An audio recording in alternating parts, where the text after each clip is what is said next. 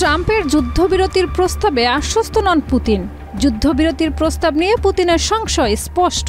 তার মতে ইউক্রেন সংকটের সমাধান সম্ভব শুধু রাশিয়ার শর্ত পূরণের মাধ্যমে। তাহলে কি পুতিন ট্রাম্পকে বিশ্বাস করছেন না? মিত্র দেশের সাথে কিভাবে সম্পর্ক সামলাবেন পুতিন? ইউক্রেনের সঙ্গে যুক্তরাষ্ট্রের সম্পর্ক এখন তলানিতে পৌঁছেছে এবং এ কারণে ইউক্রেন সহ গোটা ইউরোপকে বাদ দিয়ে শুধু যুক্তরাষ্ট্র আর রাশিয়ার স্বার্থ নিয়ে আলোচনা হচ্ছে। ইউক্রেনের সঙ্গে যুদ্ধবিরতিতে সম্মত হলেও রুশ প্রেসিডেন্ট ভ্লাদিমির পুতিন একেবারে আশ্বস্ত হতে পারছেন না। বিশেষ করে মিত্র ডোনাল্ড ট্রাম্পকে নিরাশ না করার চাপের মধ্যে রয়েছেন তিনি।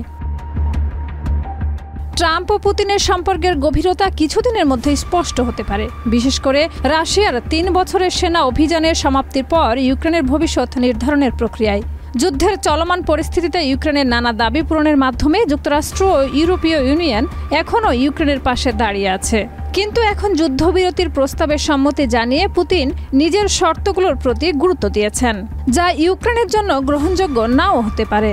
পুতিন চান ইউক্রেন যেন ন্যাটোতে যোগ দিতে না পারে এবং তিনি এ বিষয়ে কোনো সমঝোতা বা ইউরোপের মতামতকে প্রাধান্য দিতে প্রস্তুত নন।